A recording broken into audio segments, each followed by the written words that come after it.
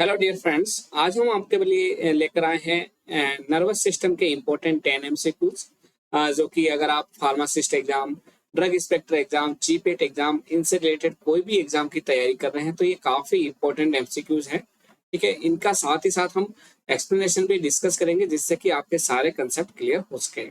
देखिए दोस्तों, अभी हम अन अकेडमी के प्लेटफॉर्म पर एम्स फार्मासिस्ट एग्जाम का अचीवर्स बैच लाइव ले रहे हैं। अगर आप चाहते हैं कि उसे ज्वाइन करना तो यहाँ पे आपके जो स्क्रीन पर आ रहा है ये जो ऑप्शन आ रहा है जिसके अंदर ये आपका लिखा हुआ आ रहा है बार कोड भी, इसको आप स्कैन कर सकते हैं या फिर इस वीडियो के डिस्क्रिप्शन में एक लिंक दिया हुआ होगा जो हमारा अचीवर्स पेज का होगा, उस पर आप क्लिक करके भी उस पेज को ज्वाइन कर सकते हैं। वो मात्र 2999 रुपीज का बैच है और उसे ज्वाइन करते समय अगर आप राम प्रकाश 10 कोड डाल के ज्वाइन करें जो आपके स्क्रीन पर ये आ रहा है तो वहां पे आपको फर्दर 5 to 10% डिस्काउंट मिलने वाला है। ये मात्र 2999 रुपीज का बैच है और इसमें आपको फार्माकोलॉजी वगैरह, फार्माकोग्नोसी, फार्मास्यूटिक्स, इनकी सभी की क्लासेस मिल जाएगी। लाइव क्लासेस भी है, साथ ही साथ रिकॉर्डेड क्लासेस भी इसमें मिल जाएगी और इसके अंदर आपको पीडीएफ फॉर्मेट में जो क्लासेस है वो भी आपको डाउनलोड करने का ऑप्शन मिलेगा। तो वहां पे आपको काफी कुछ सीखने को मिलेगा, आप उसको डाउनलोड करके भी आप एग्जाम के समय में तैयारी कर सकते हैं। तो इस बैच को जरूर ज्वाइन करें।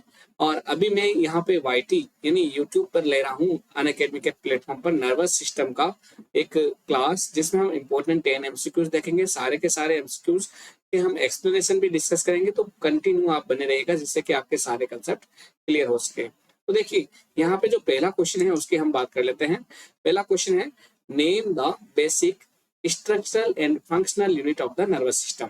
आपको ये बताना है कि नर्वस सिस्टम के अंदर जो बेसिक यूनिट है या फिर स्ट्रक्चरल, बेसिक, फंक्शनल और स्ट्रक्चरल यूनिट है उसका नाम क्या है। चार ऑप्शन है आपके सामने। ऑप्शन ए है न्यूरालजिया, ऑप्शन बी है ग्लियल सेल्स, ऑप्शन सी है न्यूरॉन्स एंड ऑप्शन डी है पेरिकेरियम। जल्दी से इसका आंसर बताइएगा कि बेसिक स्ट्रक्चरल और फंक्शनल यूनिट नर्वस सिस्टम की कौन सी है। देखिए, यहाँ पे आपका आंसर, कई लोगों ने इसका आंसर देना शुरू भी कर दिया है कमेंट बॉक्स में। आप इसके आंसर जितने भी हैं वो कमेंट बॉक्स में जरूर लिखेगा। साथ ही साथ जो भी आपके आंसर राइट होते हैं टोटल उनको करके आप बताइएगा जरूर कमेंट में कि मेरे इतने राइट हुए हैं, है ना। तो मेरे को भी पता चल सके कि आप कहाँ पे स्टैंड कर रहे हैं। ठीक है, तो देखिए यहाँ पे जो पहले क्वेश्चन का आंसर रहेगा वो रहेगा ऑप्शन सी यानी कि न्यूरॉन्स। न्यूरॉन्स ही आपकी basic structural and functional unit है नर्वस सिस्टम की। देखिए, न्यूरॉन्स होती है नर्वस सिस्टम में, किडनी के अंदर नेफ्रॉन होती है, ये ध्यान रखें। कई बार स्टूडेंट्स जल्दबाजी में नेफ्रॉन भी कर देते हैं। किडनी के अंदर नेफ्रॉन होती है और नर्वस सिस्टम की जो बेसिक यूनिट होती है वो आपकी न्यूरॉन्स होती है। ठीक है, इस चीज का आप ध्यान रखें। तो यहाँ पे न्यूरॉन्स रहेगा। Nervous system has been compared of 2 types of cell. Nervous system के अंदर मेनली 2 तरीके की सेल्स होती है। कौन कौन सी होती है? देखिए, पहली सेल्स तो हो गई आपकी न्यूरॉन्स एंड सेकंड सेल्स हो गई आपकी न्यूरोग्लिया। ये दोनों ही आपकी नर्वस सिस्टम के होने वाली सेल्स है। ठीक है, सेकंड देखिए, neurons are the basic functional and structural unit of nervous system. देखिए, अभी तो हमने बहुत ही इजी क्वेश्चन लिया था, अब धीरे धीरे क्वेश्चंस का जो लेवल है वो बढ़ता जाएगा, तो कंटिन्यू आप इस पे बने रहिएगा। अगला क्वेश्चन देख लेते हैं, question number 2। Which of the following cells support, nourishes and protect the neurons? इनमें से कौन सी एक ऐसी सेल है जो कि न्यूरॉन्स को सपोर्ट करती है, उसको नरिश करती है और साथ ही साथ उसको प्रोटेक्ट करती है? तो उस सेल का नाम बताना है। 4 ऑप्शन है आपके सामने। ऑप्शन ए है नीसल बॉडीज, ऑप्शन बी है गैंग्लिया, ऑप्शन सी है glial cells and option D है पेरिकेरियन। जल्दी से इसका आंसर कमेंट बॉक्स में लिख दीजिएगा। विच of the following sales supports, nourishes and protect the neuron? इनमें से कौन सी एक सेल न्यूरॉन्स को सपोर्ट करती है, नरिश करती है और प्रोटेक्ट करती है? ऑप्शन ए है नीसल बॉडीज, ऑप्शन बी है ganglia, option C glial cells and option D perikaryon. देखिए, काफी लोगों का आंसर इसमें भी आ गया होगा। यहाँ पे जो राइट आंसर रहेगा वो रहेगा ऑप्शन सी यानी कि ग्लियल सेल्स। ग्लियल सेल्स ऐसी सेल्स है जो कि न्यूरॉन्स को सपोर्ट करती है, उनको नरिश करती है, ठीक है ना, साथ ही साथ उनको प्रोटेक्ट भी करती है। ठीक है ना, तो वो आपकी ग्लियल सेल्स कहलाती है। देखिए, अगर हम बात करें ग्लियल सेल्स की, तो ग्लियल का मतलब ही होता है ग्लू, है ना। ग्लिया का मतलब क्या हो गया? ग्लू हो गया। These are also called neuroglia, इसलिए इसको अपन न्यूरोग्लिया भी कहते हैं। ग्लियल सेल्स को अपन न्यूरोग्लिया भी कहते हैं। ठीक है ना। These cells support, nourishes and protect the neuron while ganglia are the cluster of cell bodies which found in peripheral nervous system। अगर गैंग्लिया की बात करें तो ये क्या है, क्लस्टर ऑफ सेल बॉडीज। तो सेल बॉडीज जितनी कितनी भी है उनका क्लस्टर्स होता है तो उसको हम बोलते हैं गैंग्लिया, ठीक है ना। तो ganglia are the cluster of cell bodies which found in peripheral nervous system, वो आपका क्लस्टर्स कहलाएगा। अगर हम इसके एग्जांपल देखें तो एस्ट्रोसाइट्स एंड ओलिगोडेंड्रोसाइट आपकी ग्लियल सेल्स के एग्जांपल है। देखिए यहाँ पे एक डायग्राम दे रखा है, डायग्राम में देखिए यहाँ पे ये आपके न्यूरॉन या फिर सेल बॉडी कहलाती है। ये न्यूरॉन है, इसी को हम सेल बॉडी कहते हैं, ठीक है ना। ये आपके न्यूक्लियस है, न्यूक्लियस है सॉरी, इसके अंदर ये आपका न्यूक्लियस है जो सेकंड नंबर पे है, वो न्यूक्लियस है इसका सेल्स का, सेल बॉडी का। और ये आपके डेंड्राइट्स है, तीनों नंबर पोजीशन पे है, क्या है, डेंड्राइट्स। चौथे नंबर पे जो सेल्स होती है इसको हम बोलते हैं एस्ट्रोसाइट्स। क्या बोलते हैं, एस्ट्रोसाइट्स। ये भी एक प्रकार की ग्लियल सेल्स है, यहाँ पे अपन ने एग्जांपल दिया था एस्ट्रोसाइट्स का। ये ग्लियल सेल्स है, ये क्या करती है, इस न्यूरॉन को, ये न्यूरॉन है ना, इस न्यूरॉन को नरिश करती है, सपोर्ट करती है, प्रोटेक्ट करती है, ये एस्ट्रोसाइट्स है, ठीक है। इसके बाद में ये आपका न्यूरॉन्स का एक्सोन पार्ट कहलाता है। ये ऊपर वाला तो आगे आपका सेल बॉडी और ये आपका एक्सोन, ये ऊपर आगे डेंड्राइट्स, ठीक है ना। एक्सोन के बाद में देखिए यहाँ पे एक्सोन टर्मिनल्स होता है, ये आपके ग्लियल सेल्स है। देखिए ये तो आपका एस्ट्रोसाइट्स हो गया और ये हो गया ओलिगोडेंड्रोसाइट, ये भी आपकी ग्लियल सेल्स है। ये दोनों ही क्या करती है, न्यूरॉन्स को यहाँ साइड से प्रोटेक्ट कर रही है। ये ओलिगोडेंड्रोसाइट, ये वापस आ गई एस्ट्रोसाइट्स। तो यहाँ पे जो ये वाला पोर्शन है इसको ये प्रोटेक्ट करती है, साथ ही साथ यहाँ से सपोर्ट भी करती है, इनको नरिश भी करती है, ठीक है। और यहाँ पे लास्ट में आ गया एक्सोन का टर्मिनल, ठीक है ना। तो यहाँ डेंड्राइट से इम्पल्स में ये एक दूसरे से, एक न्यूरॉन्स दूसरे न्यूरॉन से डेंड्राइट से इम्पल्स लेता है और एक्सोन टर्मिनल से नेक्स्ट न्यूरॉन को सिग्नल भेज देता है। यहाँ से सिग्नल लेगा और यहाँ से वापस अगले न्यूरॉन को सिग्नल भेजेगा। तो ये ग्लियल सेल्स होती है, यहाँ पे एस्ट्रोसाइट और ओलिगोडेंड्रोसाइट, ये दोनों ही सेल्स क्या करती है, न्यूरॉन की सेल्स को सपोर्ट करती है, नरिश करती है, प्रोटेक्ट करती है। तो यहाँ पे आपका आंसर कई लोगों का सही हुआ होगा। आप जरूर बताइएगा कि किन किन का आंसर सही हुआ है, कमेंट बॉक्स में लिख के बताइएगा, जिससे हमें मेरे को मालूम चल सके कि किसने वीडियो देखा है। भाई मेरे को पता भी तो चलना चाहिए ना कि कौन कौन स्टूडेंट्स वीडियो देख रहे हैं, ठीक है ना। तो जरूर जरूर कमेंट बॉक्स में लिखिएगा। अगला क्वेश्चन देख लेते हैं, क्वेश्चन नंबर 3। देखिए आपको मैं फिर से एक बात बता देता हूँ, मेरी जो रेगुलर क्लासेस रहती है वो रहती है अनअकैडमी के प्लेटफॉर्म पर। अभी एम्स एचईवर्स बैच जो चल रहा है, एचईवर्स batch on AIIMS pharmacist exam, उस पर एचईवर्स batch on AIIMS pharmacist exam जो भी करंट में चल रहा है, 3 मंथ का वो कोर्स चल रहा है, ठीक है ना। तो उसके अंदर काफी क्लासेस मैंने ले ली है। अगर आप उसको ज्वाइन करना चाहते हैं तो इस वीडियो के डिस्क्रिप्शन में उसका लिंक भी दे रखा है। उसमें आपको रिकॉर्डेड क्लासेस, लाइव क्लासेस, साथ ही साथ उन क्लासेस की पीडीएफ सबकी सब मिल जाएगी मात्र 2999 रुपीज में, ठीक है। अगर वहां पे आप राम प्रकाश 10 कोड डाल के उस क्लास को ज्वाइन करते हो तो वो आपको फर्दर 10% डिस्काउंट देंगे, ठीक है। तो इस चीज को ध्यान रखें, अगर अनअकैडमी में कोई सा भी कोर्स लेते हो, राम प्रकाश 10 कोड डाल के उसे ज्वाइन करते हो, तो वहां पे आपको 10% डिस्काउंट मिलने वाला है। देखिए नेक्स्ट देख लेते हैं, what are Nissl bodies. Nissl bodies क्या है वो आपको बताना है। 4 ऑप्शन है आपके सामने। ऑप्शन ए है लाइसोसोम्स, ऑप्शन बी है गोल्गी बॉडीज, ऑप्शन सी है cluster of rough endoplasmic reticulum and option D है माइटोकॉन्ड्रिया। जल्दी से इसका आंसर बताएगा कि इसमें से निशल बॉडीज क्या है। वापस क्वेश्चन रिपीट कर देता हूँ, what are Nissl bodies. Option A है लाइसोसोम, ऑप्शन बी है आपके सामने गोल्गी बॉडीज, ऑप्शन सी है cluster of rough endoplasmic reticulum and option D है माइटोकॉन्ड्रिया। देखिए यहाँ पे जो राइट आंसर रहेगा वो रहेगा ऑप्शन सी, यानी कि cluster of rough endoplasmic reticulum. जो भी आपके रफ एंडोप्लाज्मिक रेटिकुलम है जहाँ से प्रोटीन की सिंथेसिस होती है वो आपका निशल बॉडीज कहलाता है। क्या बोलाता है, निशल बॉडीज। देखिए ये न्यूरॉन है, ठीक है ना, न्यूरॉन का स्ट्रक्चर ये अभी आपके सामने है। ये डेंड्राइट्स कहलाते हैं, अपन ने देखा ही था। और ये आपका न्यूक्लियस है इसके अंदर, ठीक है ना। अब न्यूरॉन्स की ये सेल बॉडी होती है ना, सेल बॉडी में अलग अलग आपके रहते हैं, जैसे कि ये गोल्गी अपैरेटस हो गया, माइटोकॉन्ड्रिया हो गया, एंडोप्लाज्मिक रेटिकुलम हो गया, और ये एक्सोन होता है, एक्सोन पार्ट, ये तो आपका डेंड्रॉन पार्ट हो गया। जो पीछे वाला एक्सोन पार्ट होता है इसमें माइक्रोट्यूब्यूल्स और न्यूरोफाइब्रिल्स प्रेजेंट रहते हैं। यहाँ पे माइटोकॉन्ड्रिया वगैरह एब्सेंट रहता है एक्सोन में। सेल बॉडी के अंदर आपका माइटोकॉन्ड्रिया, एंडोप्लाज्मिक रेटिकुलम और ये न्यूक्लियस वगैरह रहता है। तो यहीं पे आपकी होती है निशल बॉडीज। क्या होती है, निशल बॉडीज, जो आपकी cluster of rough endoplasmic reticulum है। देखिए neurons are made up of 3 parts. एक तो हो गया आपका सेल बॉडी, ये जो पार्ट है ये आपका सेल बॉडी क्या है, एक पार्ट। दूसरा हो गया डेंड्राइट्स, ये हेयर लाइक स्ट्रक्चर होते हैं जहाँ से नर्व की कंडक्शन आता है, ये डेंड्राइट्स कहलाते हैं।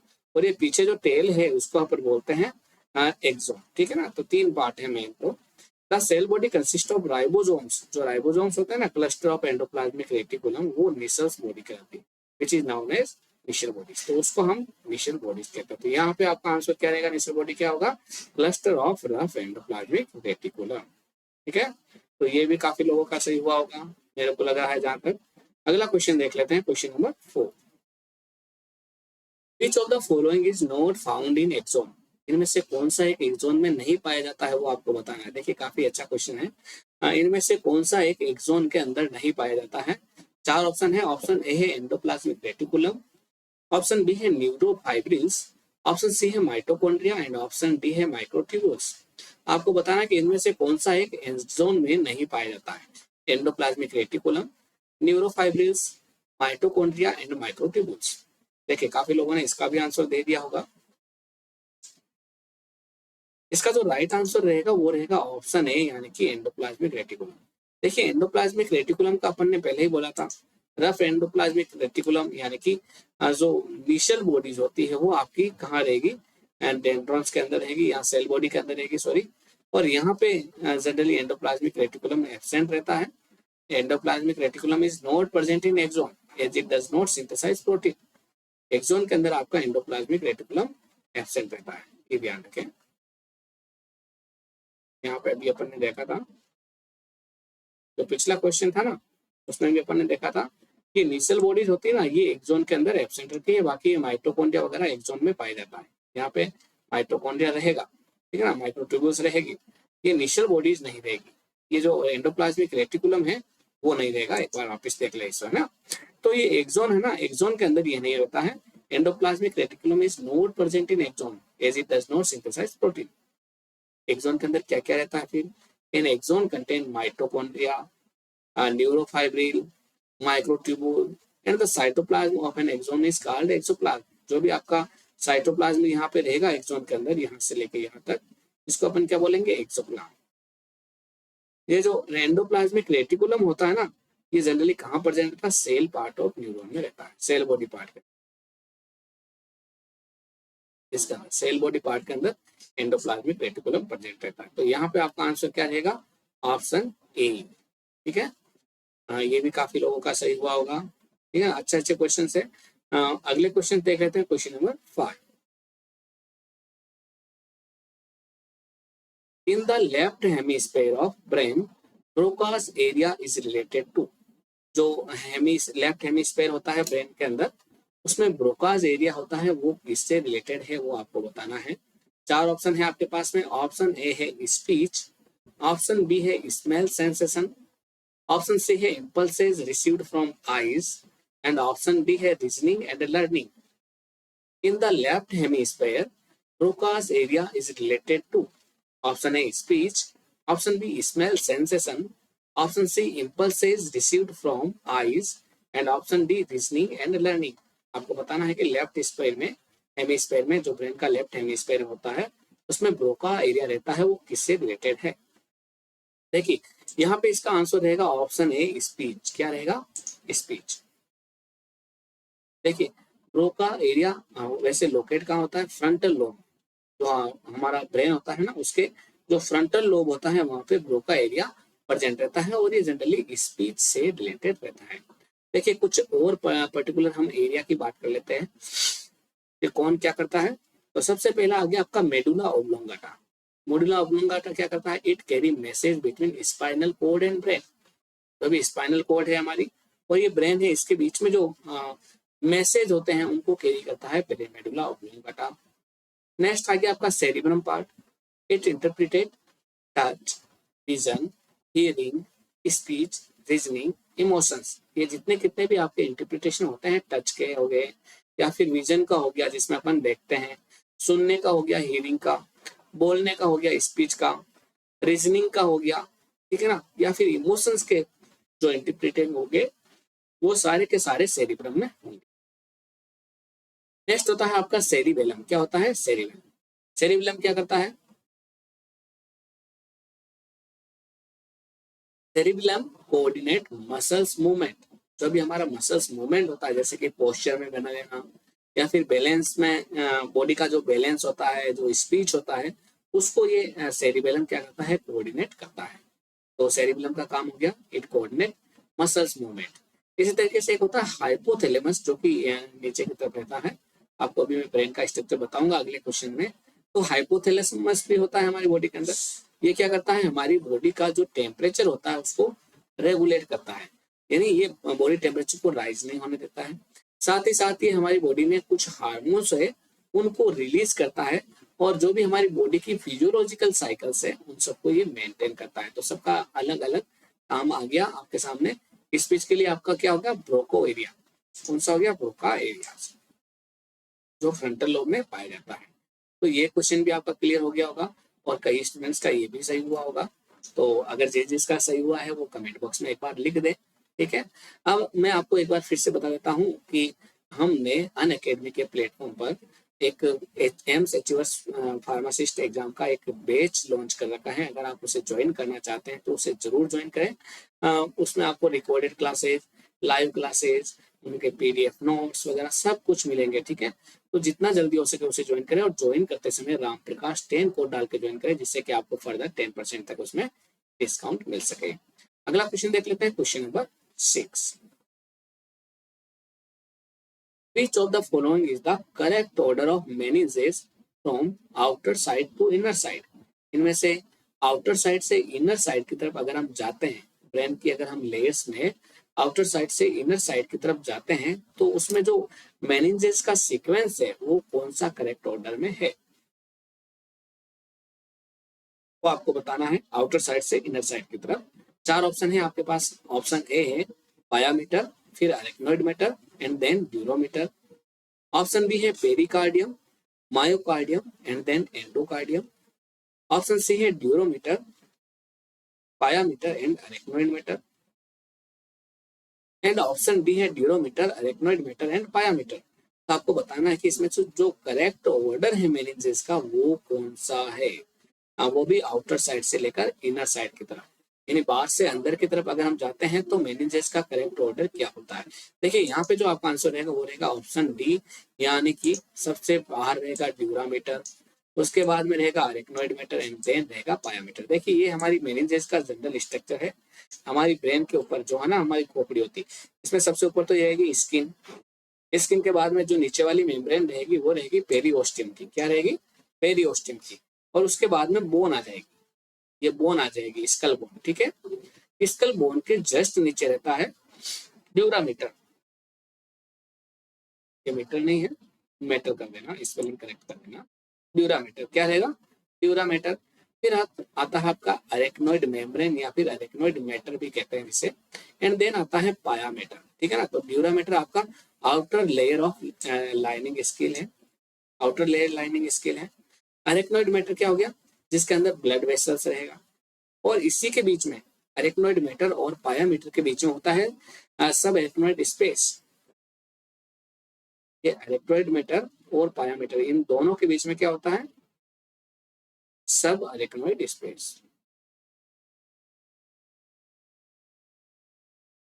और इसी स्पेस में सेरिब्रो स्पाइनल फ्लूइड रहता है। सेरिब्रो स्पाइनल इस स्पेस के अंदर रहता है। कई बार एग्जाम में ये भी क्वेश्चन पूछा गया है कि सेरेब्रो स्पाइनल फ्लूइड कौन से मीटर के बीच में रहता है, तो अरेक्नोइड मीटर और पायामीटर के बीच में रहता है, फिल्ड विद CSF। नेक्स्ट है आपका पायामीटर, जिसके अंदर जो भी आपके अंदर वाली ब्रेन रहती है वो कवर रहती है। तो अगर हम देखें, ऑर्डर देखें from outer side to innermost layer, तो मेनिंजेस का ऑर्डर क्या हो गया? सबसे बाहर dura mater, then arachnoid mater, then subarachnoid space and then last में पायामीटर। तो ये रहेगा आपका सीक्वेंस, इसका आप अच्छे से लर्न कर लें। ड्यूरामीटर, फिर arachnoid mater, then subarachnoid space जिसके अंदर सेरिब्रो स्पाइनल फ्लूइड भरा हुआ रहता है, देन पायामीटर रहेगा। अगला क्वेश्चन देख लेते हैं, क्वेश्चन नंबर 7। देखिए अगला क्वेश्चन में जाने से पहले मैं आपको फिर पूछ लेता हूँ किस किसका ये आंसर सही था जरूर कमेंट बॉक्स में लिख के बताएं मेरे को। किस किसने इस आंसर का राइट आंसर दिया है इस क्वेश्चन का, वो अपना कमेंट बॉक्स में लिख के बताएं। और साथ ही साथ बताएं कि क्वेश्चन करने में मजा आ रहा है या नहीं आ रहा है ना। अगर क्वेश्चन करने में आपको मजा आ रहा है, काफी कुछ सीखने को मिल रहा है, तो वो भी आप कमेंट बॉक्स में जरूर लिख के बताएं। चलिए अगला क्वेश्चन देख लेते हैं, question number 7। Which structure of myelinated neurons carry out transmission of signals? इसमें से जो माइलिनेटेड न्यूरॉन्स होते हैं, माइलिनेटेड न्यूरॉन्स होते हैं, उनका कौन सा स्ट्रक्चर सिग्नल को ट्रांसमिशन करने में काम आता है। वापस क्वेश्चन बोल देता हूँ, रिपीट कर लेता हूँ।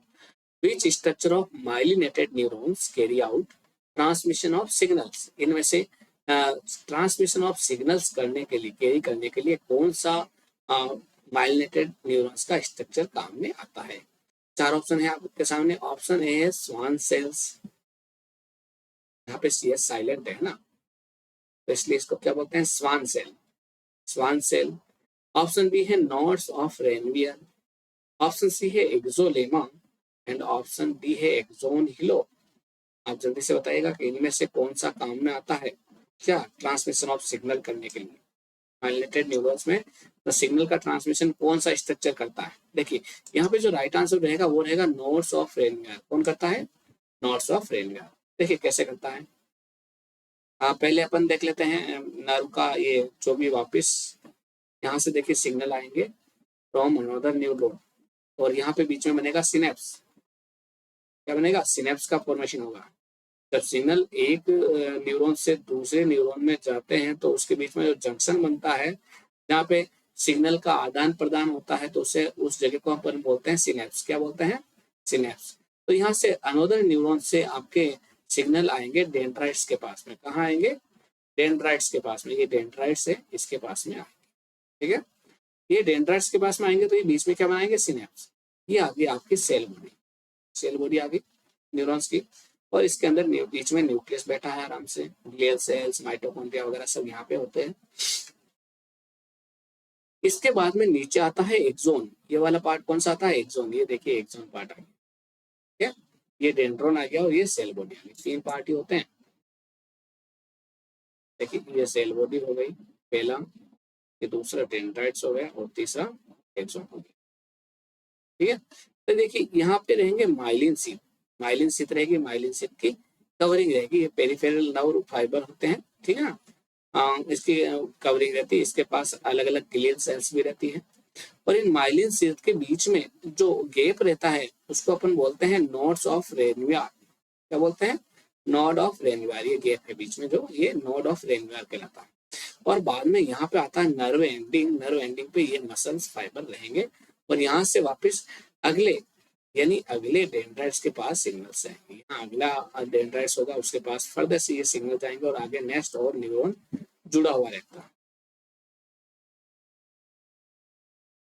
शायद लिखने में नहीं आ रहा होगा, मेरी फोटो आ रही होगी शायद सामने।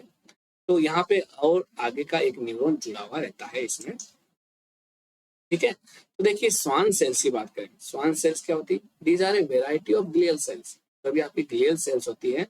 ग्लियल सेल्स का मतलब ऐसी सेल्स जो कि आपकी यहाँ पे एक्सोन को प्रिवेंट करे, साथ ही साथ न्यूरॉन को सपोर्ट करे, न्यूरॉन को सपोर्ट करने वाली, न्यूरॉन को नरिश करने वाली, ठीक है ना, प्रोटेक्ट करने वाली जो भी आपकी सेल्स होती है वो आती है ग्लियल सेल्स। वो यहाँ पे लोकेट होती है, ग्लियल सेल्स इस जगह पे लोकेट होती है, यहाँ पे एक्सोन के आसपास, ठीक है ना। तो Schwann cells are a variety of glial cells that keep peripheral nerve fibres alive. तो जो भी पेरिफेरल नर्व फाइबर्स है उनको एलाइव रखने के लिए ये स्वान सेल्स काम में आती है, ठीक है ना। अब यहाँ पे जो नोड्स ऑफ रेनवियर है, ये वाला यहाँ पे देखिए मार्क भी कर रखा है इससे मैंने।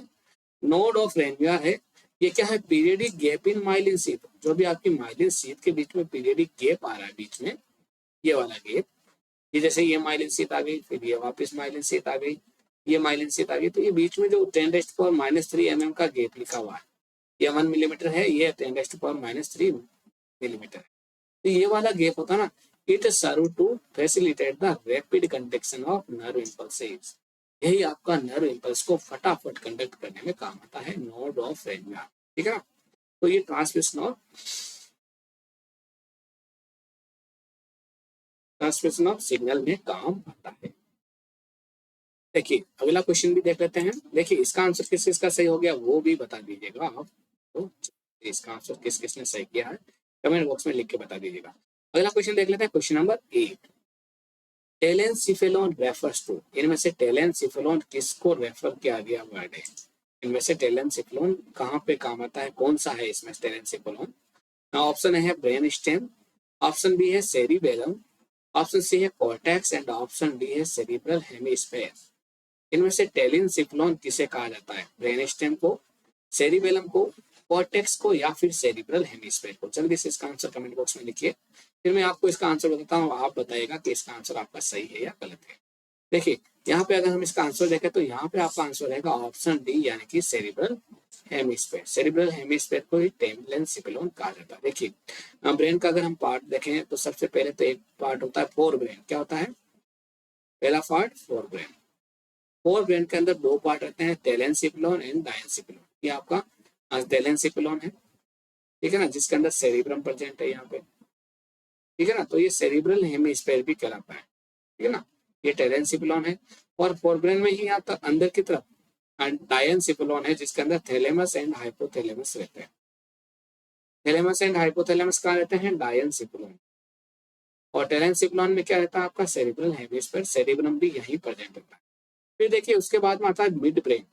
सेकंड क्या आ गया? मिड ब्रेन, हम मेसेनसिफेलोन कहते हैं। ये मिड ब्रेन है, इसे हम मेसेनसिफेलोन कहते हैं। एंड देन आ गया आपका नीचे की तरफ हिंड ब्रेन। ये क्या आ गया? हिंड ब्रेन, जिसे हम मेटेनसिफेलोन भी कहते हैं और माइलेनसिफेलोन भी कहते हैं। देखिए हिंड ब्रेन की बात करें तो यहीं पे आपका जो मेसेनसिफेलोन है या फिर मिड ब्रेन और हिंड ब्रेन का पार्ट है उसके जस्ट पास में आता है पोन्स। क्या आती है? ये पोन्स। उसके बाद में यहाँ नीचे की तरफ रहता है आपका सेरिबेलम। क्या रहता है? सेरिबेलम, ठीक है। एंड यहीं पे रहता है आपका मेडुला ओब्लोंगाटा। ये आपका मेडुला ओब्लोंगाटा है, ठीक है। हाइपोथैलेमस तो कहाँ चला गया आपका? थैलेमस एंड हाइपोथैलेमस यहाँ पे आ गया और ब्रेन के अंदर थैलेमस एंड हाइपोथैलेमस यहाँ पे आ गया, ठीक है। जबकि मेडुला ओब्लोंगाटा आपका यहाँ पे रहेगा। एंड लास्ट में ये जो नर्व है वो कहाँ चली जाएगी? स्पाइनल कोड के अंदर चली जाएगी। तो ये आपका ब्रेन का पूरा स्ट्रक्चर है। अगर हम बात करें टेलेनसिफेलोन की, किसकी बात कर रहे हैं यहाँ पे? टेलेनसिफेलोन की। तो ये most highly developed and anterior part of forebrain. जो भी आपका फोरब्रेन होता है उसका सबसे ज्यादा हाईली डेवलप्ड और एंटीरियर पार्ट होता है, जिसके अंदर मेनली क्या होता है? It consist चिपली of the cerebral hemisphere. जो भी आपके सेरिब्रल हेमिस्फीयर है वो मान लो वो अधिकतर कहाँ रहेंगे? टेलेनसिफेलोन। देखिए telencephalon contain the largest part of brain. तो लार्जेस्ट पार्ट ऑफ ब्रेन कौन सा होता है? Cerebral cortex. Largest part of brain is cerebral cortex, वो टेलेनसिफेलोन रखता है। और टेलेनसिफेलोन के पास में होता है दूसरा पार्ट होता है फोरब्रेन का, वो है डायनसिफेलोन, जिसके अंदर थैलेमस एंड हाइपोथैलेमस रहते हैं। ये भी कई बार एग्जाम में क्वेश्चन पूछा गया है कि कहाँ कौन से ब्रेन के कौन से पार्ट में रहते हैं। तो फोरब्रेन में पर्टिकुलर डायनसिफेलोन में थैलेमस एंड हाइपोथैलेमस रहते हैं, जो कि बॉडी के टेम्परेचर को, हाइपोथैलेमस क्या करता है? बॉडी के टेम्परेचर को रेगुलेट करने में काम आता है, ठीक है, टेलेनसिफेलोन के अंदर ही। और टेलेनसिफेलोन में रहेगा आपका सेरिब्रल कॉर्टेक्स, जबकि डायनसिफेलोन में रहेगा थैलेमस एंड हाइपोथैलेमस। तो ये भी समझ में आ गया होगा। यहाँ पे ये भी बता दीजिएगा आप किस किस का ये आंसर सही हुआ है। जल्दी से बताएगा कमेंट बॉक्स में किस किसने इसका आंसर सही किया है या फिर किसको इस क्वेश्चन के बारे में काफी कुछ सीखने को मिला है, तो वो भी बता दीजिए। अगर किसी को काफी कुछ सीखने को मिला है तो वो भी जरूर बताएं, और किसी ने इसका आंसर सही किया है तो वो भी इसके बारे में जरूर बताएं। चलिए अगला क्वेश्चन देख लेते हैं, question number 9। Basal ganglia comprise, इनमें से बेसल गैंग्लिया किससे मिलकर बना हुआ होता है वो आपको बताना है। ऑप्शन ए है the caudate, putamen and globus pallidus. Option B है the amygdala, hippocampus and cingulated gyrus. Option C है the inferior and superior colliculi. And option D है द थैलेमस एंड हाइपोथैलेमस। इनमें से किससे बेसल गैंग्लिया कंप्राइज होता है वो आपको बताना है। देखिए एक बार फिर से आपको मैं बताता हूँ, अभी हम अनअकैडमी के प्लेटफॉर्म पर, आप अनअकैडमी का ऐप डाउनलोड कीजिएगा और वहां पे देखिएगा, वहां पे आपको मिल जाएगा achievers batch for AIIMS pharmacist exam. कौन सा batch? Achievers batch. Achievers batch का ध्यान रखिएगा, achievers batch for AIIMS pharmacist exam. अगर आप उस बैच को ज्वाइन करना चाहते हैं तो उसको जितना जल्दी हो सके ज्वाइन कीजिएगा, काफी कुछ वहाँ पे आपको सीखने को मिलेगा। हाँ, वहाँ की जो क्लासेज है आपको रिकॉर्डेड क्लासेज, लाइव क्लासेज, साथ ही साथ वहाँ पे आपको पीडीएफ फॉर्मेट में इसकी क्लासेज काफी मिल जाएगी। साथ ही इसके सेशन हमारे Y2 यानी यूट्यूब स्टूडियो पे भी मिल जाएंगे अनअकैडमी के प्लेटफॉर्म पर। तो आप उसे जरूर ज्वाइन करें। ज्वाइन करते समय राम प्रकाश 10 कोड डाल के ज्वाइन करें, जिससे कि आपको फर्दर 5 to 10% डिस्काउंट मिल सके। देखिए ये डिस्काउंट वाला मौका तो बिल्कुल छूटना ही नहीं चाहिए, है ना। तो देखिए अगला क्वेश्चन था द बेसल गैंग्लिया का प्राइस। 4 ऑप्शन है, the caudate, glutamine and globus pallidus. Option B है the amygdala, hippocampus and cingulated gyrus. Option C है the inferior and superior colliculi and option D है द थैलेमस एंड हाइपोथैलेमस। तो यहाँ पे जो right answer रहेगा वो रहेगा आपका option A, the caudate, glutamine and globus pallidus. ये आपका बेसल गैंग्लिया के अंदर है। देखिए ये बेसल गैंग्लिया अंदर की तरफ बना हुआ, इसके अंदर कोडेट न्यूक्लियस रहता है ना, साथ ही साथ थैलेमस भी रहता है।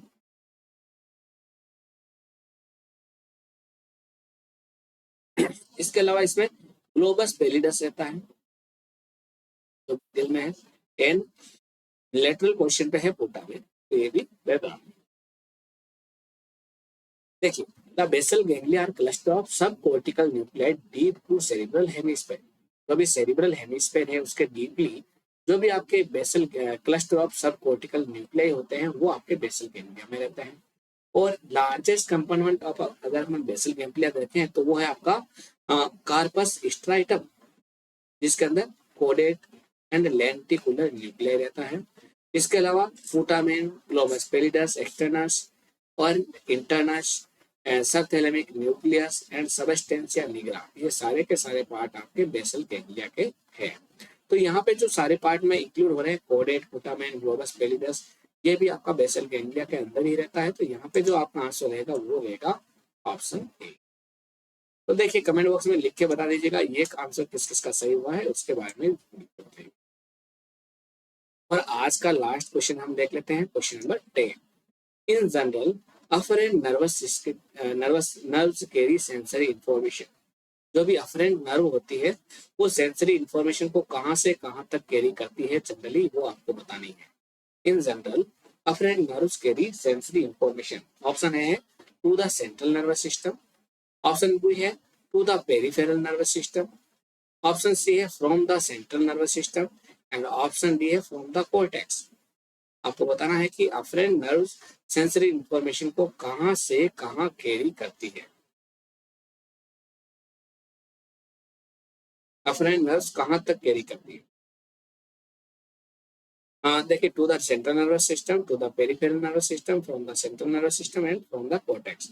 देखिए यहाँ पे आपका आंसर रहेगा ऑप्शन है to the central nervous system. देखिए दो तरीके की नर्व होती है, एक तो होती है अफरेंट नर्व जिसे हम सेंसरी नर्व भी कहते हैं। क्या कहते हैं, सेंसरी नर्व या फिर अफरेंट नर्व। देखिए मान लो अचानक यहाँ पे जैसे आपकी स्किन है, ये यहाँ पे डायग्राम में देखा स्किन है, स्किन का जैसे कि कोई हाथ लग गया, गर्म चीज पे हाथ लग गया या फिर कुछ कांटा वगैरह कुछ भी चुभ गया स्किन पर, तो वहां से जो इम्पल्स है कि मेरे कांटा चुभा है या फिर मेरा हाथ जला है, वो सारी के सारे सिग्नल कहाँ जाएंगे, हमारे सेंट्रल नर्वस सिस्टम में जाएंगे। ठीक है ना। तो ये जो सिग्नल्स जाते हैं, अगर हमारे कांटा चुभ जाता है तो जहाँ से अफरेंट नर्वस सिस्टम में क्या होता है, पेरीफेरी से कहाँ जाता है, सीएनएस के अंदर आपका सेंसेशन सिग्नल जाता है। तो इसलिए इसको हम बोलते हैं सेंसरी नर्व भी बोलते हैं। neurons that send signals from the senses, skin, muscles and internal organ to the CNS। CNS को जो सिग्नल भेजता है वो कहलाता है सेंसरी नर्व या फिर अफरेंट नर्व।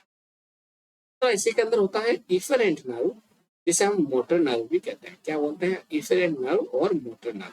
जैसे कि अभी हमने अफरेंट से तो क्या गया, सिग्नल गया हमारे ब्रेन के अंदर कि हमारा हाथ तवे के ऊपर लग गया या जल गया है, तो हमारी ब्रेन से वापस एक मैसेज आएगा हमारी स्किन के लिए कि आपको वहां से हाथ को रिमूव करना है। क्या करना है, हाथ को रिमूव करना है। यानी ये मैसेज कहाँ से आया, from CNS to peripheral nervous system, वापस मैसेज आया।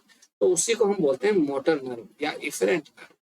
ये जो मैसेज भेजता है ना, वो नर्व क्या कहलाती है, मोटर नर्व या फिर इफरेंट नर्व। तो दो तरीके की नर्व हो गई, एक तो सेंसरी नर्व और अफरेंट नर्व। जो कि पेरिफेरल नर्वस सिस्टम से सीएनएस में ले जाती है आपके सिग्नल्स को, यानी यहाँ से यहाँ जा रहा, देखिए सिग्नल, सिग्नल कहाँ से कहाँ जा रहा, यहाँ से इस तरफ जा रहा।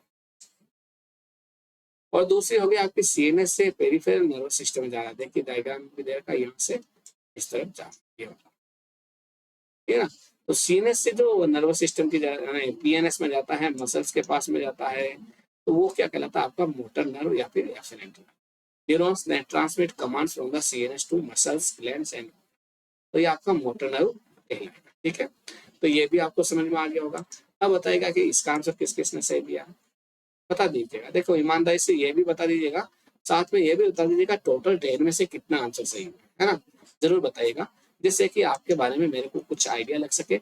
साथ ही साथ अगर आप चाहते हैं कि मेरी क्लासेज लाइव ज्वाइन करना चाहते हैं, या फिर मेरी रिकॉर्डेड क्लासेज अनअकैडमी के प्लेटफॉर्म पर देखना चाहते हैं, या फिर आप उनके पीडीएफ भी डाउनलोड करना चाहते हैं, उसको डाउनलोड करते हुए उनकी स्टडी करना चाहते हैं, तो हमने अभी फार्माकोलॉजी, फार्मास्यूटिक्स, हमारी वहाँ पे फार्माकोनोसी काफ़ी सब्जेक्ट की क्लासेज चल रही है, ठीक है। तो उसे जरूर ज्वाइन करें। और ज्वाइन करते समय ये मात्र जो 2999 का बैच है, इसे आप ज्वाइन, यहाँ पे ये बारकोड आपके सामने आ रहा है ना स्क्रीन पर, इसको स्कैन कर भी ज्वाइन कर सकते हैं, ठीक है। दूसरा, इस वीडियो के डिस्क्रिप्शन में आपको एक लिंक मिलेगा, उस पर क्लिक करके भी आप इसे ज्वाइन कर सकते हैं। ज्वाइन करते समय राम प्रकाश 10 कोड डाल के जरूर ज्वाइन करें, जिससे कि आपको फर्दर 10% तक डिस्काउंट मिल सके। तो आज की क्लास, आज का सेशन यहीं पे कंप्लीट करते हैं, फिर मिलेंगे एक नए सेशन के साथ। तब तक के लिए धन्यवाद एंड टेक केयर।